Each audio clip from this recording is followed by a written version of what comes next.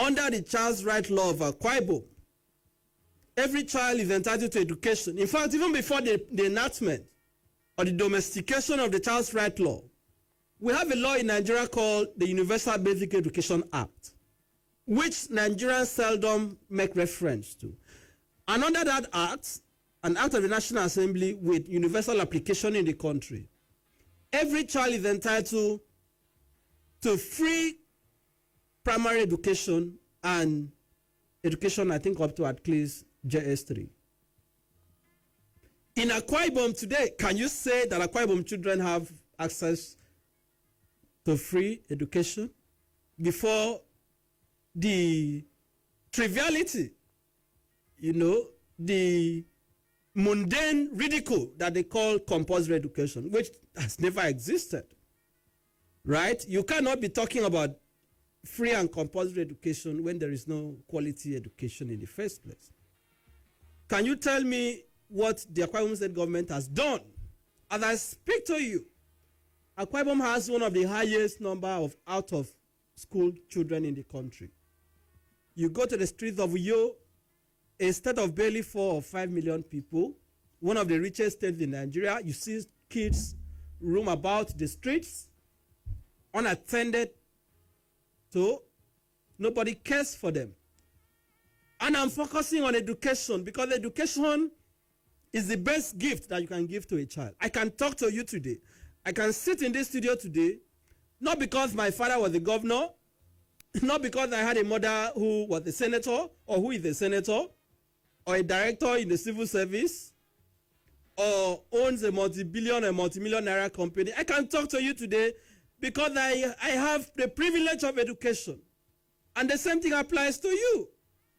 So that clearly shows you the preference, the preeminence of education. A state that denies children education has no business talking about child's right law. So as of today, and I have challenged anybody in Akwa Ibom State government, nobody has come out to take that challenge. And I am willing to even put money on a bet. Let somebody tell me this morning, a single one, I'm not saying two, one public primary or secondary school in Akwa Ibom that is of quality standard. One. If you can point out one, then let the world know that I'm a liar. There is not even one single public primary or public secondary education school in this state that is good enough. It's good enough for a secondary school principal or head teacher in a primary school to even send his child to. Even teachers in primary schools do not allow their children to attend primary schools. I'm not even talking about the Commissioner for Education. I'm not talking about the Permanent Secretary Minister of Education, not even to talk about the governor. Because we had a former governor in this state that has so much lost confidence in public education that he had to build his wife had to build his own private school for his children to go to in Lagos. So public education has completely collapsed. It is in a state of ruins. Even as I was coming to this studio, the ones I saw, they are dilapidated. They are nothing to write home about. So you cannot be talking about child's rights when children of Akwa Ibom do not have access to good and quality education. And just a while ago, we were talking about the neglect of the retired primary school teachers and the next of kin. You cannot have that in a state that believes in the right of a child. Before we even go to the other rights of a child, right? What has the Akwa Ibom State government done since 1999 to date to better the loss of Akwa Ibom's children? The evidence is glaring. Well, I think in their defense, a lot of persons from the government quarters would say that the Akwa Ibom State government has done a lot of investment to that regard. I recall having the head of civil service not too long ago talking about the different investment that has been made by the state government. And of course, in as much as they admit that the state government is doing a lot to finance education, they've also admitted that the state government alone cannot fund education in Akwa Ibom State. And that brings me to the next line of question. In as much as we understand that education is very important and very critical to the development and advancement of not just the child, but the society, what would you say would be the place of, well-meaning individuals within the society, donor agencies, multinational companies, in the advancement of education? Do you want my honest answer to that The question? honest answer. That's what Akwa Ibomites wants. That's what parliamentarians want. Anybody who said that, I wish that person is in this studio so that I can look at the person in the face. It is an irresponsible comment for somebody to make on radio, to say that the government alone cannot fund education. Even in the most capitalist countries, the United States, the United Kingdom, Canada, France, name them.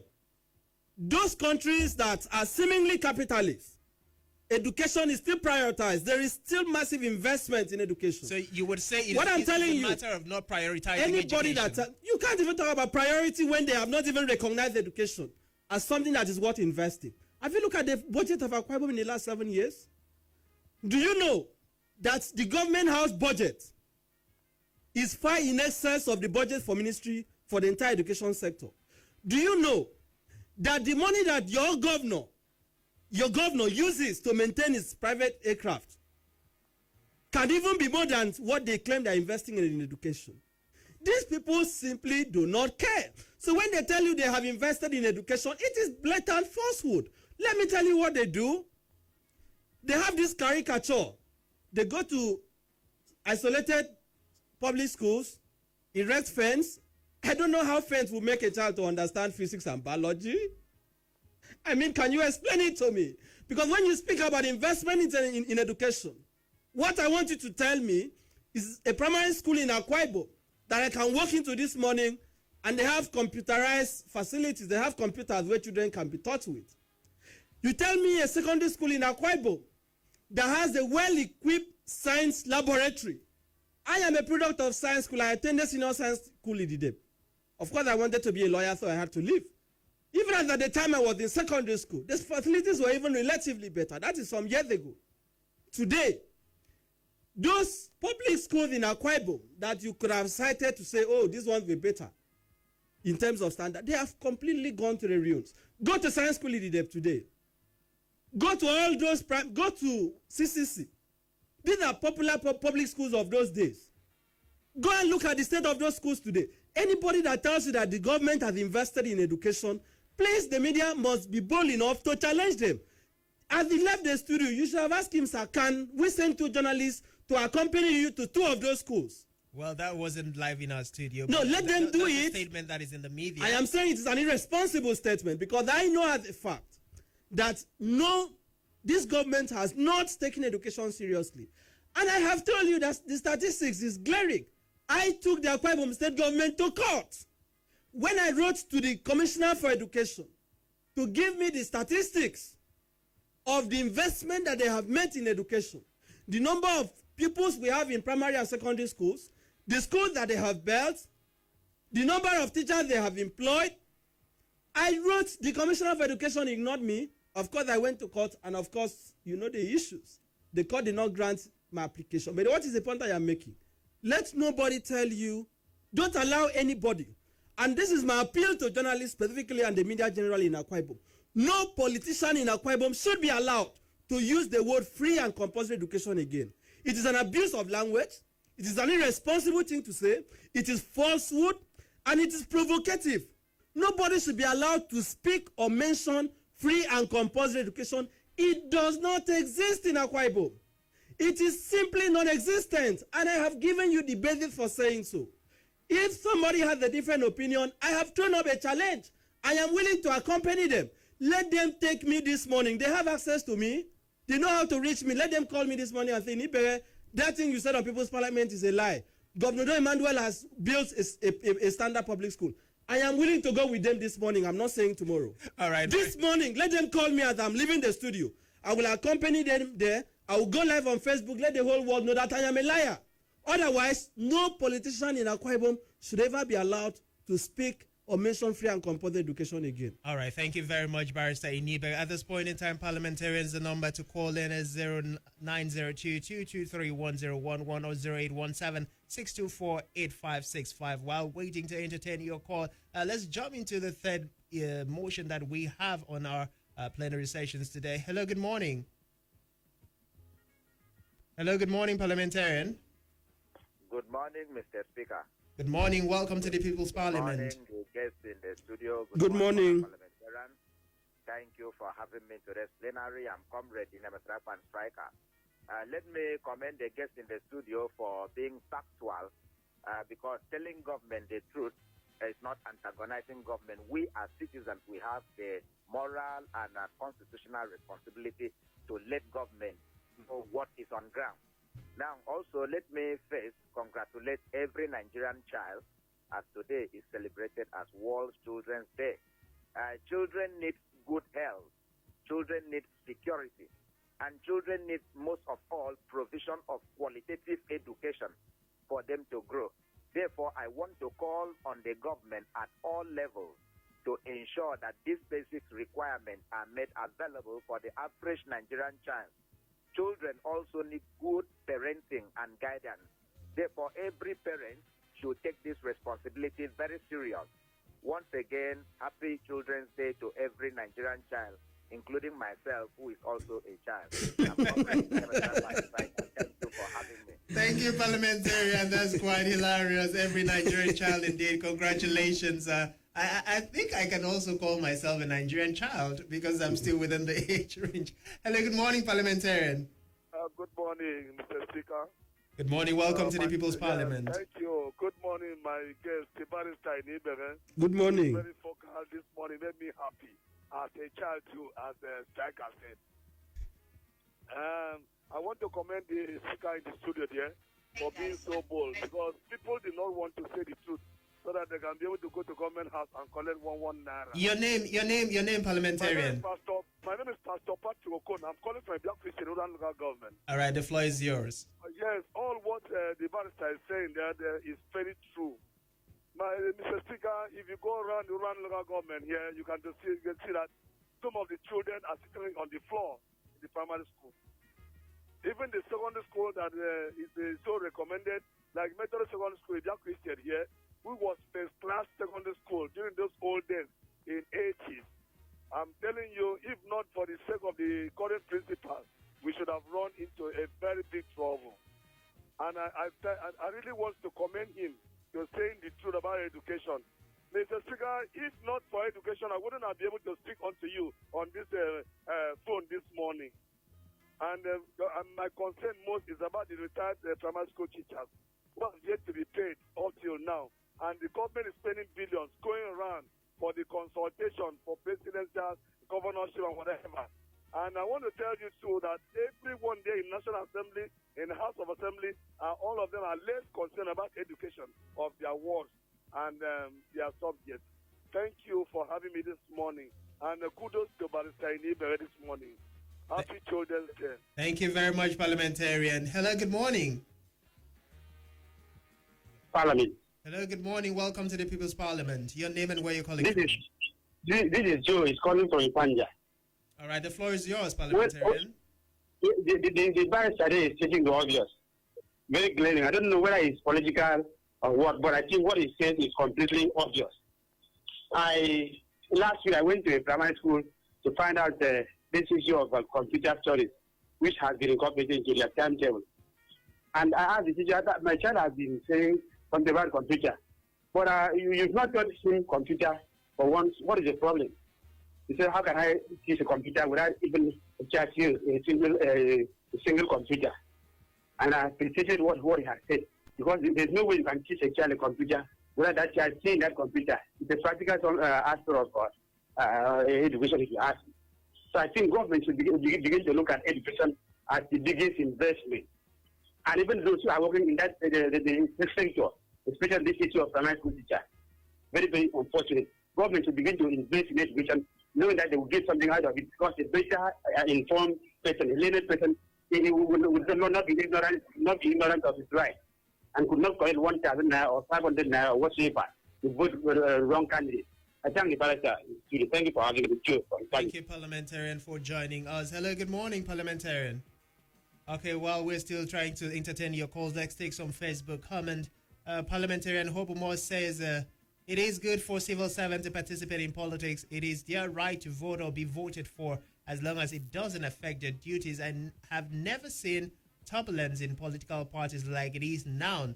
two chairmen, two governorship aspirant, parties here and there, PDP and APC are all having one issue or the other. I believe God will bless us with a leader, not the one that will be imposed on us. Happy Children's Day to all the children. Thank you very much, Parliamentarian Hope. And Parliamentarian Miracle, the AD says, as young entrepreneurs and a youth, I was taught that in 1999 Constitution from 18, I can vote and be voted for. But in Nigeria, if you are not above 40 years, you cannot contest, and no one will even support your ambition, even to appoint you as a commissioner.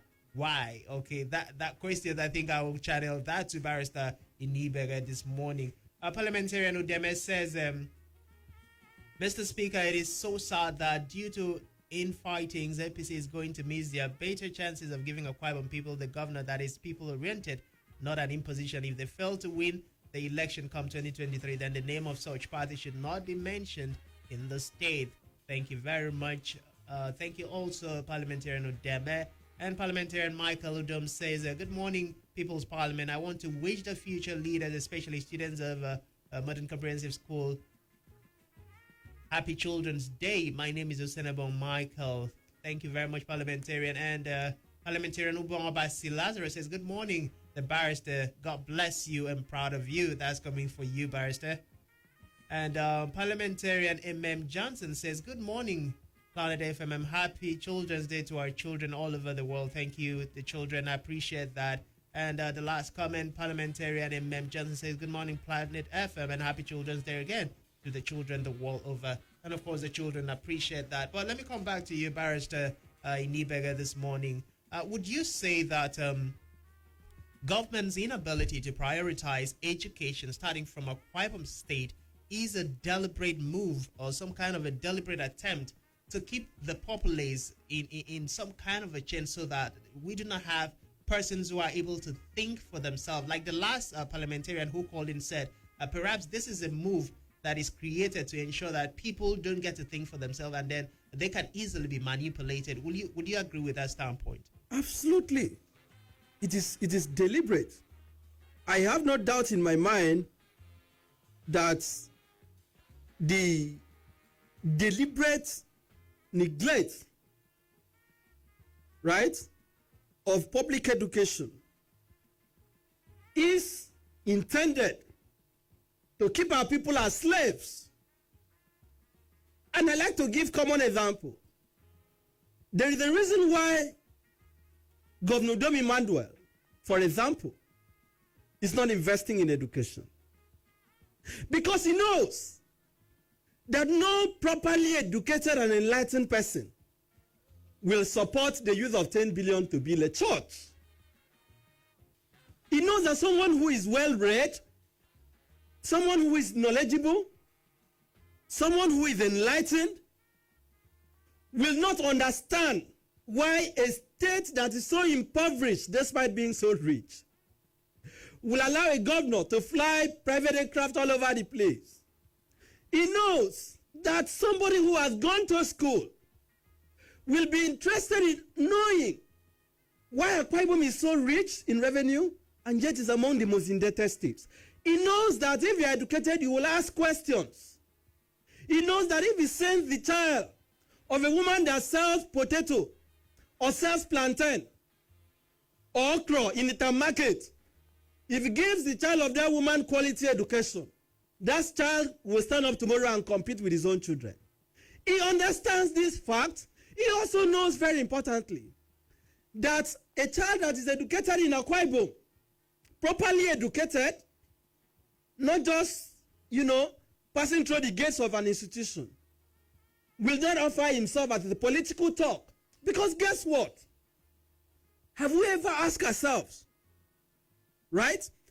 How come that the youths, in quotes, who engage in political violence, political assassination, hooliganism, hijacking of materials, causing rancor during primaries and elections, how come that we don't ever see the child of the governor? We don't ever see the child of a senator from Akwa Ibom. We don't ever see the children of other assembly members. We don't ever see their own children take part in violence. We don't ever see them send their kids to do the things they do. We don't even see their kids during campaigns. Why? They send their children to the best schools abroad. And the ones that are schooling in the country, they send them to the best private schools. They train them so that they will continue to oppress us the way their fathers are oppressing us, the way their mothers are oppressing us. That is the reality. That is why they are not investing in education. And as I said, I love to give common example, and I always ask people to contradict me. It is deliberate. It is not because, come on, Udom Emmanuel is a governor today because he went to school. He's a governor today because he had the benefit of going to this university. He wouldn't have become an executive in Zenith Bank if he didn't go to school. The same thing for Moses Ekpo. The same thing for the speaker in Ekan Bassi. The same thing for all of them. The commissioner for education would not be education. He wouldn't have become a professor if he didn't go to school. This is the truth of the matter. Go and look at all of them that are serving in the cabinet. Inibehe, my friend, is a commissioner today for information. He can speak on radio, speak on TV because he went to school. He was my colleague in the faculty of law. Those that want to be governor today, go and look at all of them. They had quality education. At least they were exposed to tertiary education. But how many Akwa Ibom children today, the son of the common people, have access to quality education? How many children today in this state have access to good education? So what are they doing? They are systematically alienating the critical mass of our people. Keep them poor, keep them uneducated, keep them misinformed, so that they do not ask the questions that really matter. So that they will be vulnerable. Because, my brother, how do you explain a situation where somebody will wear a t-shirt and stand under the sun for a politician for hours just because of 5,000? I mean, if you are properly educated and you're economically empowered, nobody will be able to buy your votes. But they know that our people don't have, the quality education has been destroyed. The economic power is not there. So what do? They take our money, wait for election period, and they go from polling booth to polling booth, and they share 5,000. Look at the lunacy that has become delegate elections in Nigeria. We have even seen videos of aspirants going to collect money they gave. This is why you call a country a democracy, and I like to correct this impression. People keep saying dividends of democracy. Please, we must also talk to our friends in the media on what dividends of democracy is. All right. Building of roads is not dividends of democracy because military build roads. If you do not give people access to the basic things, free speech, free expression, quality education, you cannot talk about democracy. So this is deliberate. And I have told you the intention is to keep people uninformed so that they cannot ask the questions that matter. All right, we'll come back to you. At this point, we just jump out briefly and take the BBJ news, and when we return to People's Parliament, we'll continue to stay with us. I thank the caller for his comments, but I'm not going to thank the governor for doing his job. He's not doing me a favor. I don't know whether he's doing the caller a favor. He's paid to do the work. He swore an oath to do the work. He's the beneficiary of the work. It is a privilege. There were more qualified people to be governor. He's governor because he's opportune to be there. So he's not doing us a favor. I would have loved the caller has. I wanted him to mention the areas, except for the Inibehe. That is an area I have commended the government. I have said that publicly before now. Yeah. That regarding Inibehe, even though we have some issues, about accountability and so on, disclosure and all that, but Inibehe has done well. So on that area, one can say there is, some appreciable success. But other than that, that is beside the fact that the ownership of the airline is also in controversy. But at least there is a signature thing about Akwa Ibom, Inibehe. But take that aside. Look at the key issues: education, employment, infrastructure. My verdict, and I'm not speaking for everybody, I'm speaking as an Akwa Ibomite, is that this government has been nothing but colossal failure. All right. So let's not be saying let's commend. No, we don't owe politicians commendation. This is the problem. We are not working for him. He's working for us. He's supposed to save us. So I don't understand why we should be commending. And he says we should not bring down our brother. The governor is not my brother. I know who my brothers are. right? My mother didn't give birth to Domi Manuel. I know who my brothers are. The governor is not my brother because they keep bringing this sentiment of he's your brother when we have to protect people in power. But when people in power are supposed to ensure that our money is not stolen, that the child has access to education, that roads are built, they don't remember that it is their brothers and sisters that will suffer. The hospitals in Akwa Ibom that are not equipped, that people do not have access to good health care. The governor does not remember that Akwa Ibomites are his brothers that should make use of those facilities. But whenever we ask them questions, you hear, oh, it's our brother. No, it is not a family relationship. It is a relationship of citizen and government. It is not a family relationship. So let's stop this, is my brother, is my sister thing. I know who my brothers are. I also know who the governor's brothers are. You will discuss it at his family meeting. I will discuss my own at my own family meeting. So I don't have a brotherly relationship with Udom Emmanuel. My relationship with this government is that of citizen and government. Period. All right. Thank you very much. Your relationship indeed has been clearly stated. And at this point in time, we still have some comments coming in from the social media platform. But let's take some call. Hello. Good morning. Hello. Good morning. Welcome to the People's Parliament. Morning. Hello. Good morning. Yeah, I'm hearing you. Good morning. Good morning. Welcome to the People's Parliament. The floor is yours, sir. Yeah, this is Honorable Williams. Hello. Good morning. Yeah. My name is Inibehe. I call from Mediana. All right. Good morning. Welcome to the People's Parliament. The floor is yours. I just want to thank the barrister for enlightening Akwa Ibomite, telling us what we're supposed to know, and also show us the way we're supposed to follow. Please, you shouldn't disturb himself about the young man who says we should give our governor credit for his good work. We both from this state. We from here. We know what is going on. See things with our eyes. Our allocation system is down. It's down, total down. So please let us learn to accept the truth. Let Akwa Ibomite learn to accept the truth.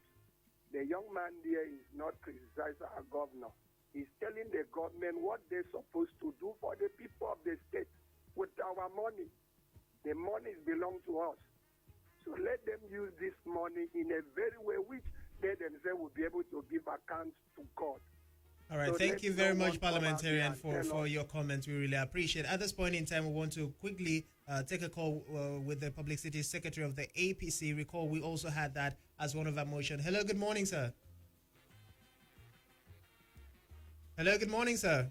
Good morning. I can hear you. All right, good morning. You're live on the People's Parliament, and we have in the studio Barrister Inibehe Effiong to help us understand today's motion on the floor of the House. I want to quickly ask you, sir, for introduction, to let the people know who we are speaking with. Can you please introduce yourself? Okay, my name is Solomon Johnny. I'm the Publicity Secretary of APC in Akwa Ibom State. Good morning to Inibehe Effiong there, my beloved barrister. Good morning, my friend and brother. All right, let's quickly get this straight. There have been reports on the social media that the APC gubernatorial primary election that took place in Akwa Ibom State yesterday has reportedly been declared inconclusive. And then we've also had report that there were two Guba aspirants who emerged as the party flag bearer in the person of Akano Dofia and Senator Akpan John James Udoedere. Can you clarify Akwa Ibom people and parliamentarians on this information, sir? Okay, thank you very much. Yesterday, we were supposed to have the governorship nomination and the venue for the exercise as approved by INEC. Is Sheikh Grace Arena, Sikaido Avenue, Bureau Akwa Ibom State capital. But very unfortunately, the committee that was supposed to conduct the primaries, led by the chairman of the committee, Mr. Omoba Tunde Ajibulu, arrived at Akwa Ibom State very late, and then there were a situation, a kind of a stalemate, because the materials were to be diverted to a wrong venue. Party members directed, tried to help to get the materials to the right venue, which was Sheikh Grace Arena, for the exercise to be conducted. But the long and short of it is that we couldn't resolve the issues that arose as to where the exercise was to be conducted because the committee had a wrong address in mind. Mind you, you cannot conduct party nomination at venues that are not approved by INEC, the body, the commission that is to supervise and monitor activities of political parties. So as at 11:45 p.m. Yesterday night, the exercise was called off for the purpose of sorting out internal party issues. That was when the resident electoral commissioner, Mr. Mike Ikini, left venue of the exercise. That was Shegres Arena at about 11:45 p.m. The exercise was called off. We are shocked and surprised to hear that the exercise was later conducted,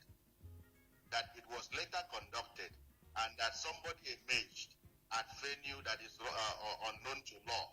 What we are saying in effect is that as a party and party members, we are rejecting the sham that happened yesterday somewhere in Yo.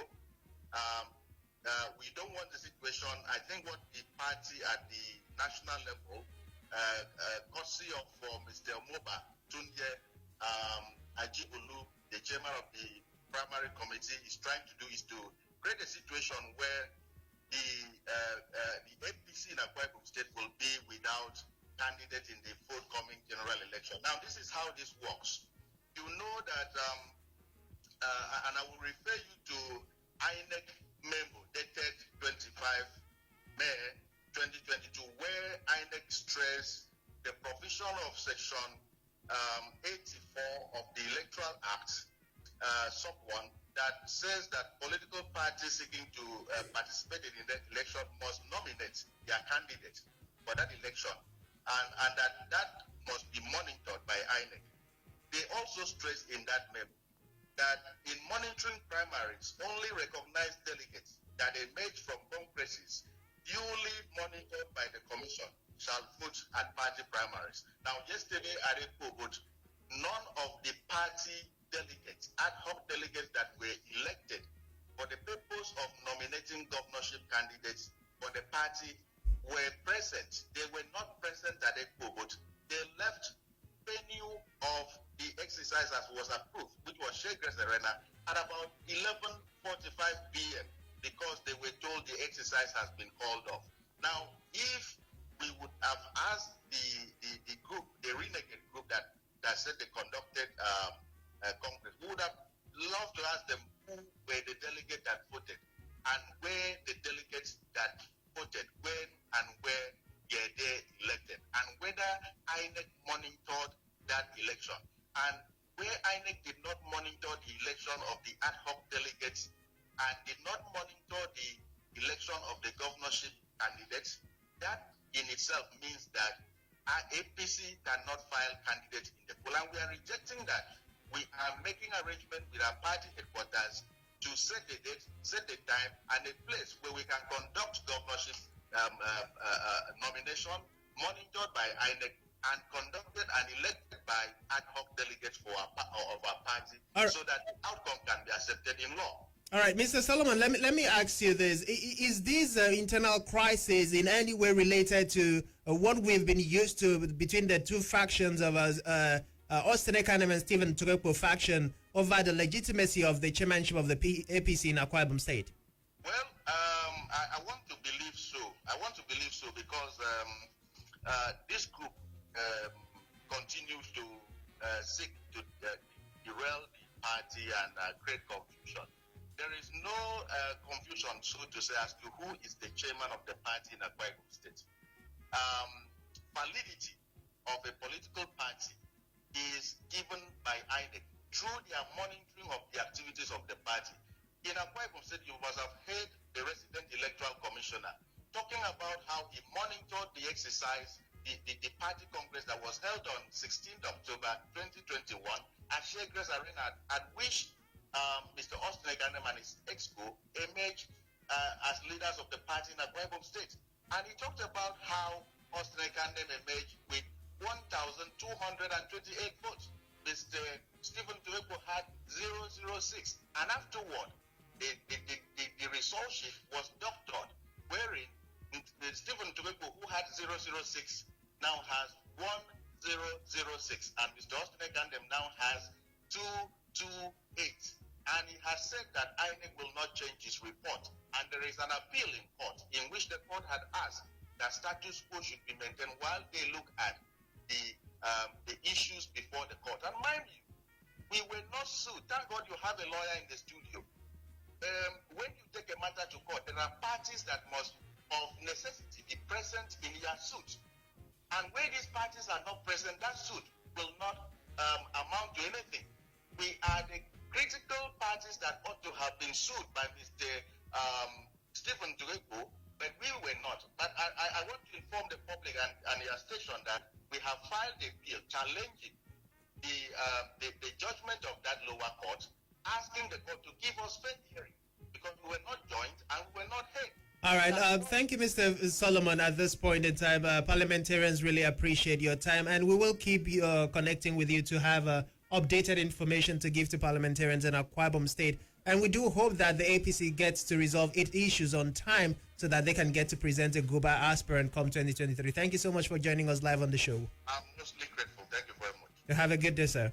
All right, so let's come to you, Barrister Inibehe. For some time now, we've been having issues within the APC. And of course, you would recall that the PDP also presented a Kwaibomite a few days ago with two Guba aspirants in the person of Mike Effiong and Pastor Umoino. Yes, Babantan and Pastor Umoino. And now we are seeing a similar thing almost playing out within the APC. How do you think this is going to affect the Kwaibomites going forward come 2023? Let me start with the APC. I am not surprised that APC in Akwa Ibom is riddled in crisis. It's characterized with crisis. And that is because of the seeming contradiction in the party. You have a situation where APC controls Nigeria at the center. At least there's a popular verdict on how they have fared. That they haven't fared well. So at the state, in the last 7 years, nobody can tell me that Udo Emmanuel's government or the PDP have had opposition. They have been sleeping. And now you have another contradiction. Former Governor Akpabio, because before I go to the legal angle, you need to understand where this is coming from. You have former Governor Akpabio, who is still seeing himself as the governor. He has not understood that he has left office. And then he's trying to determine what should happen in the party. And you also have the Inibehe faction, where my friend Solomon Johnny belongs to, that believe that is the only person that must be opposition in Akwa Ibom. That explains why that is so. But I want to say one thing. Under the law, it is a national organ, precisely the National Executive Committee of a party that organizes primaries, not the state organ. Right? And this is the position the Supreme Court has determined in the case of MNK and PDP 2012, Yadwa and Yandoma and others 2015, Uba and Valentine Ozibo and others 2021, even at that last one. These divisions that I've cited are 3 Supreme Court decisions on the issue. It is a national organ, not the state. INEC's role is to monitor.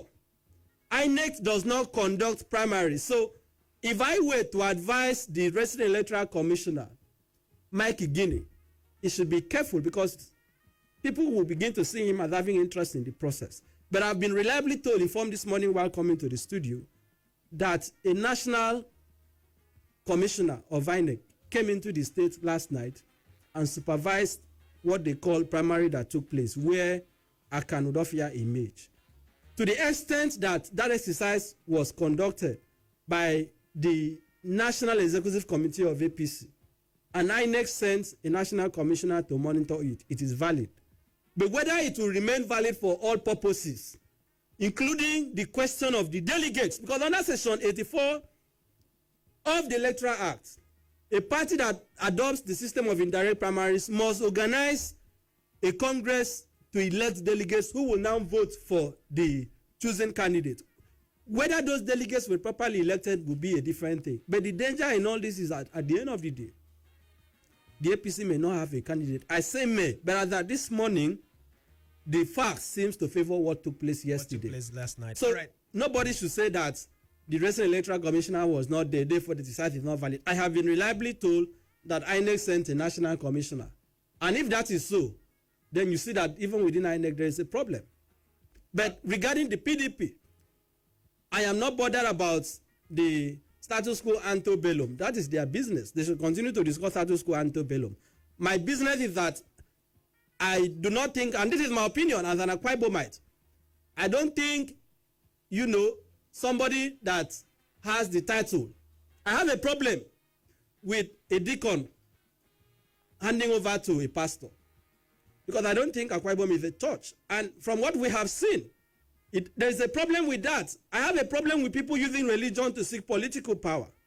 So within PDP, I don't know where Babantan's own came from. I just saw it like all of us saw it. But what I can confirm to you is that the process of Umoinos emergence cannot by any standard be said to be democratic. If you are online, you would have seen that the names of the said purported delegates was not even disclosed. I have people who took part in the exercise, including people who are holding political office in the state, who personally called me to seek clarification, and they told me that they did not even see the delegate list. So you cannot have somebody sit down in government house, come out with a list of delegates, and take them in buses, and then they just come out and say, oh, a candidate has emerged.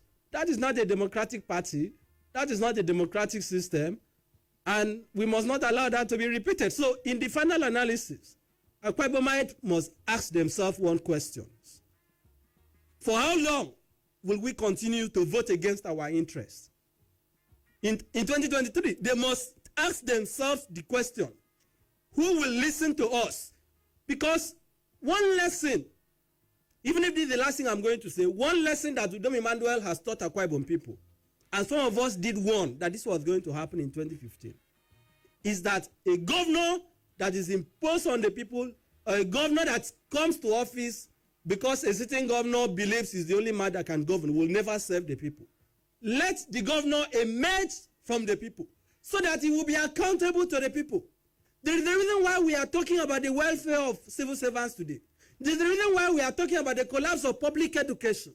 Because when you have a governor that knows that he's not a governor because people love him or voted for him, but because one person believed he had the right to detect for millions of people, he will never listen to you. So whether it is in APC or it is in PDP, no single person, whether he's a governor, whether he's a former governor, should be allowed, again, for the sake of God, I beg Akwa Ibom people, no single person in this state is good enough or should be allowed to dictate to us who our governor should be. Let our governor emerge from us so that when we go to government house, they will not send police to shoot us. They will come out and talk to us. All right. At this point in time, we'll quickly take some more calls from parliamentarians before heading to the social media platform, and then we'll call it a wrap. Good morning, Mr. Speaker. Good morning, parliamentarian. Welcome to the People's Parliament. The floor is yours. One calling in from Oran. Go ahead, sir. This is Anson, the grade one, calling in from Oran. Anson, the floor is yours. All right, Mr. Speaker. Mr. Speaker, I'm grateful to the guest in studio there, the barrister. But then, to say the most, and that the entirety of what the governor of the state has done is a colossal failure. It is out of place. It is not so complete, right? Because every government has its own, right? There may be some laxity, right, in some areas, right? But in other areas, so to speak, there might be some certain achievements, right, in other areas, right? So to say that is a colossal waste, that language from the studio, I will not totally agree with him. But then the civil service, according to their act, okay, has been made to seem as though it is slavery all over Nigeria and Africa as a whole, because it was supposed to have been a home away from home, right? Kind of practice, right? Okay, thank you so much, very parliamentarian. That happens to be her last caller for today. Let's quickly take some social media comment before we call it a wrap. And Parliamentarian Raymond says, good morning, Planet FM. Thank you so much for bringing a barrister Inibehe. Thank you very much. Hello, good morning, parliamentarians. This is coming from Parliamentarian Azen. Everyone in the house, kudos to the Rudai barrister in the house. You're saying the minds of Nigerians. I pray that God protects you from the oppressors speaking the truth. Parliamentarian Sancte Bennett says, good morning, Parliament. The guest speaker in the studio. Thank you, Barrister Inibehe Effiong, for not sharing in the sentiment of our brothers when it comes to those in power. As for our government schools in the state, I think the national pledge last line has said it all. So help me God, I remain Sancta. Thank you very much, Sancta. And we also have parliamentarian that was saying, good morning, People's Parliament. Thank you very much, Barrister, for being so factual in this matter. As I am now, and ever since I started secondary school in 2017 till date, I have never received a single textbook for the free compulsory education. Thank you for your comment. We also have coming in from parliamentarian Pusimi. He says it's welcome change for allowing civil servants to participate in politics, but with these, I hope there will be no mismanagement and looting of funds under the civil servants' jurisdiction. And thank you very much to all the persons who have sent in their comments. For want of time, that is as much as we can take. And coming back to you, Barrister, in just 60 seconds, your last comment on the different motions. Let Akwa Ibom people ask questions. We are too quiet, and people keep saying Akwa Ibom is a peaceful state. It is peace of the graveyard. You cannot be talking of peace when you don't have what to eat, when you don't have good education, when people who finished school years ago don't have where to work. So let them begin to ask questions. If somebody says he wants to be governor and he was once the commissioner for water resources and could not give you 1 liter of water, ask him, why do you want to be governor? If somebody says, I am a billionaire, I have so much money, ask him, what have you done for the common people? So let us begin to ask questions and hold government accountable. That is the only way we will see Akwa Ibom progress. God bless Akwa Ibom. All right, God bless Akwa Ibom, God bless parliamentarians, God bless Nigeria. And going forward, we pray for the best to happen for us in governance. And that is where we draw the curtains on today's plenary session on the People's Parliament. My name is Francis Adet, and you can call me Mr. Speaker. Have a wonderful weekend.